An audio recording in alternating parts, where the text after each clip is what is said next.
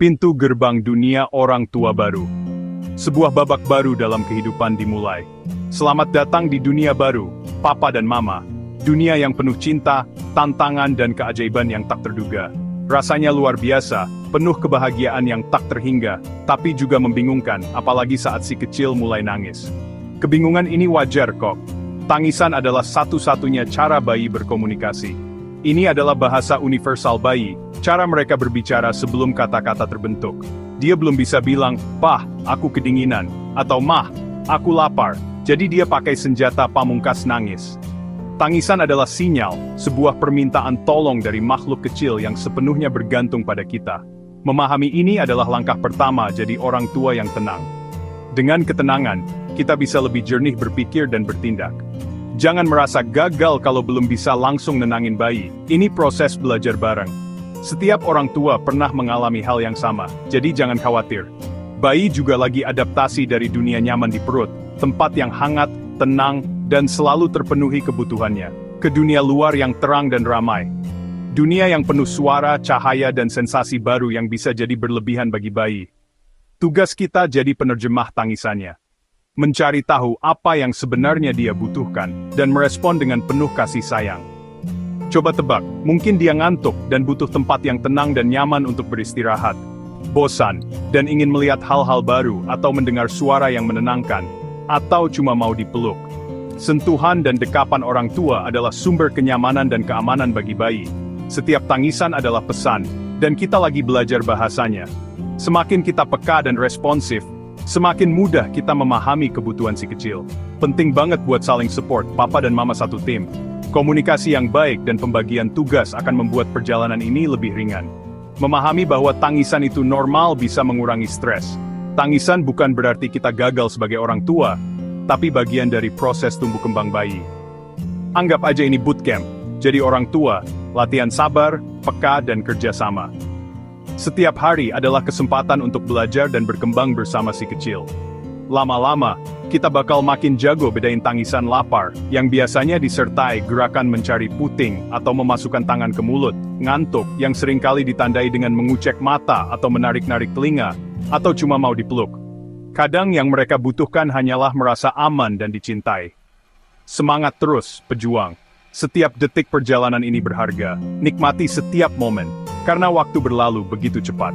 Kita belajar jadi pahlawan buat malaikat kecil kita. Pahlawan yang selalu ada, melindungi dan mencintai tanpa syarat. Ada satu fase yang sering bikin orang tua baru bingung, bahkan mungkin panik dan bertanya-tanya apa yang salah. Fase ini umum terjadi pada bayi, dan penting untuk dipahami agar kita bisa menghadapinya dengan lebih tenang. Fase ini dikenal dengan istilah purple crying. Apa itu purple crying? Mengapa disebut demikian? Mari kita bahas lebih lanjut. Purple itu singkatan, sebuah akronim yang membantu kita mengingat karakteristik fase ini. Peak of crying, atau puncak tangisan, yang biasanya terjadi di usia sekitar 2 bulan. Ini adalah saat bayi menangis paling sering dan paling lama. Unexpected, yang berarti tangisan datang tiba-tiba, tanpa alasan yang jelas. Kita mungkin sudah mencoba segala cara, tapi bayi tetap menangis. Resist soothing, atau susah ditenangkan. Bayi mungkin menolak semua upaya kita untuk menghiburnya, seperti digendong, disusui, atau diberi empeng, pain-like face, atau muka kayak kesakitan.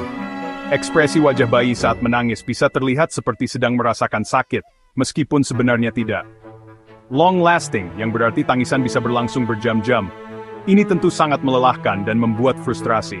Evening, atau biasanya terjadi di sore atau malam hari. Jam-jam ini sering menjadi puncak tangisan bayi. Penting untuk diingat, ini normal, bukan karena kita salah ngasuh atau bayinya sakit. Purple crying adalah bagian dari perkembangan bayi yang sehat. Sistem saraf bayi lagi berkembang pesat, dan dia belum bisa mengatur emosinya dengan baik.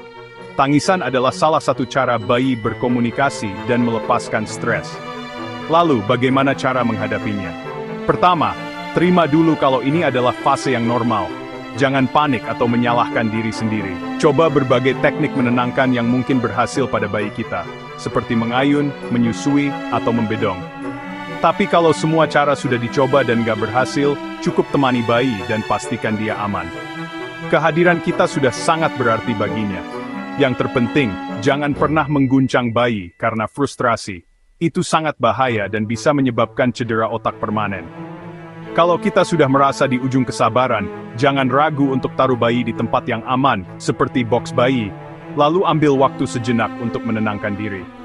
Fase ini biasanya mulai saat bayi berusia sekitar 2 minggu, mencapai puncaknya di usia 2 bulan, lalu perlahan berkurang seiring bertambahnya usia bayi.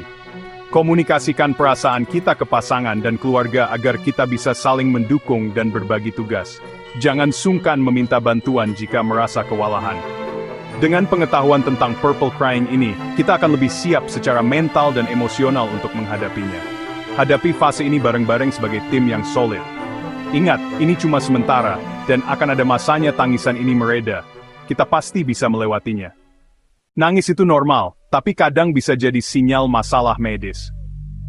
Kolik bayi sehat nangis lebih dari 3 jam sehari, 3 hari seminggu, 3 minggu berturut-turut. Biasanya terkait perut kembung. Gas kembung juga bikin bayi rewel.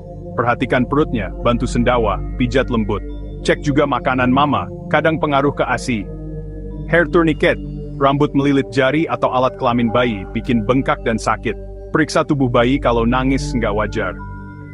Infeksi, demam tinggi, lesu, nggak mau menyusu, langsung ke dokter. Insting orang tua itu penting, jangan ragu periksa kalau ada yang aneh. Keamanan dan kesehatan si kecil nomor 1, lebih baik waspada daripada menyesal. Saatnya mengeluarkan jurus-jurus pamungkas untuk menenangkan bayi yang sedang rewel. Kita semua tahu momen ini bisa jadi tantangan, tapi jangan khawatir, ada banyak cara yang bisa dicoba. Pertama, coba lakukan heart reset, bawa bayi ke lingkungan yang berbeda. Perubahan suasana bisa membantu mengalihkan perhatiannya dari apapun yang membuatnya tidak nyaman. Misalnya, pindahkan bayi dari kamar tidur yang gelap ke teras atau balkon yang lebih terang dan segar. Udara segar dan pemandangan baru bisa jadi sangat membantu. Atau berikan sensasi baru yang lembut, seperti mengusap wajahnya dengan waslap hangat. Sentuhan lembut air hangat di wajah bisa memberikan efek menenangkan. White noise, suara latar yang konstan dan lembut. Suara kipas angin yang berputar, suara vacuum cleaner yang monoton, atau bahkan suara shh yang kita buat sendiri, bisa sangat efektif. Suara-suara ini bisa menenangkan, karena mirip dengan suara-suara yang didengar bayi saat masih berada di dalam rahim. Ini memberikan rasa aman dan familiar. Gendong dan ayun pelan-pelan. Gerakan ini bisa bikin bayi merasa aman dan nyaman, seolah-olah mereka masih berada di dalam perut mama. Ayunan lembut menenangkan sistem saraf mereka. Bedong juga bisa jadi solusi yang ampuh. Membedong bayi memberikan sensasi hangat dan nyaman, seperti sedang dipeluk erat. Ini membantu mereka merasa lebih aman dan mengurangi gerakan refleks yang bisa mengganggu. Pastikan bedongnya pas, tidak terlalu kencang, sehingga bayi tetap bisa bergerak dengan nyaman. Ada juga teknik 5S swaddle, seperti yang tadi sudah kita bahas. Side stomach position saat digendong. Memposisikan bayi miring atau tengkurap saat digendong, bisa membantu meredakan kolik. Shushing, suara shh yang menenangkan. Swinging, ayunan lembut yang menenangkan. Sucking, jari bersih. Gabungkan beberapa teknik sekaligus untuk hasil yang lebih maksimal. Cari tahu kombinasi mana yang paling cocok dan efektif untuk bayi kita. Setiap bayi unik. Jadi apa yang berhasil untuk satu bayi mungkin tidak berhasil untuk bayi lainnya. Ingat, setiap bayi itu beda-beda, punya preferensi dan kebutuhan yang berbeda pula. Jadi, jangan ragu untuk terus bereksperimen sampai ketemu cara yang paling pas untuk menenangkan si kecil. Kuncinya adalah sabar dan konsisten dalam menerapkan teknik yang sudah dicoba. Jangan menyerah, ingatlah bahwa semua orang tua pernah melewati fase ini. Dengan kesabaran dan cinta, kita pasti bisa menenangkan bayi kita. Sentuhan adalah kekuatan super orang tua. Skin to skin, letakkan bayi di dada, selimuti punggungnya. Ini menstabilkan detak jantung, suhu, dan bikin bayi merasa aman. Rutin skin to skin bagus untuk bonding, produksi ASI, dan bikin papa terlibat. Nikmati momen ini, ciptakan suasana tenang. Baby wearing, gendong bayi pakai gendongan, dia bisa nempel sambil kita beraktivitas. Pilih gendongan yang aman. Pastikan posisi kaki M-shape. Stroller juga bisa menenangkan, apalagi sambil jalan-jalan di luar. Intinya, kedekatan dan gerakan bikin bayi merasa nyaman. Dua hal ini kunci utama bikin bayi tenang di dunia barunya. Peluk, gendong, dan nikmati kebersamaan. Jangan lupa jaga diri sendiri, papa dan mama. Dengar tangisan bayi berjam-jam itu melelahkan, wajar kalau stres atau frustrasi. Ambil jeda, taruh bayi di tempat aman, tenangkan diri sebentar. Komunikasi dengan pasangan itu kunci. Bagi tugas, bikin sistem giliran. Saling dukung, jangan pendam sendiri. Minta bantuan keluarga atau teman kalau perlu.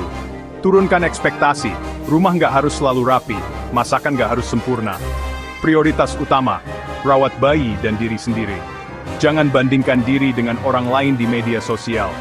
Rayakan kemenangan kecil, seperti bayi tidur pules atau bisa mandi dengan tenang. Jaga kesehatan mental sama pentingnya dengan fisik bayi. Setiap orang tua punya perjuangannya sendiri. Fokus pada kebahagiaan kecil setiap hari. Kamu nggak sendirian. Penting bedakan tangisan biasa dan tanda bahaya. Demam di bawah 3 bulan, suhu 38, harus segera ke dokter. Perhatikan napas, kalau susah napas cepat, atau kulit bibir kebiruan, itu darurat. Bayi lesu, lemas, susah dibangunin bukan pertanda baik. Muntah menyemprot, muntah hijau kuning, atau diare parah, waspada dehidrasi. Tanda dehidrasi, mulut kering, gak ada air mata, popok kering 6 jam. Tangisan melengking, nada tinggi, atau bayi gak mau menyusu sama sekali juga bahaya. Percayai instingmu, lebih baik pray daripada menyesal. Dokter ada untuk membantu. Jangan ragu cari pertolongan profesional. Setelah fase awal, saatnya bangun rutinitas. Rutinitas bikin bayi merasa aman dan nyaman. Gak harus jadwal kaku, cukup urutan kegiatan yang konsisten. Ritual sebelum tidur mandi, pijat, ganti baju, menyusu, lagu Nina Bobo. Kenali pola dan isyarat bayi, setiap anak unik. Perhatikan wake window, tidurkan sebelum terlalu lelah. Catat pola tidur, makan, buang air di buku aplikasi. Ciptakan lingkungan tidur yang tenang, kamar gelap, sejuk, white noise. Tetap fleksibel, rutinitas bisa berubah saat bayi sakit atau tumbuh gigi. Konsistensi lebih penting daripada kesempurnaan. Buat papa dan mama baru kalian hebat. Perjalanan ini naik turun, kadang bahagia, kadang lelah. Semua perasaan valid, dan fase tangisan ini akan berlalu. Jangan merasa sendirian, ada pasangan, keluarga dan teman. Bangun desa, pendukung di sekitar kalian. Setiap pelukan, setiap malam tanpa tidur adalah investasi cinta. Anak mungkin tak ingat, tapi dia akan merasakan hasilnya. Nikmati momen-momen kecil, rekam dalam ingatan. Badai tangisan pasti reda, pelangi kebahagiaan menanti. Kalian sudah melakukan yang terbaik dan itu cukup. Selamat menikmati petualangan luar biasa jadi orang tua. Asyap.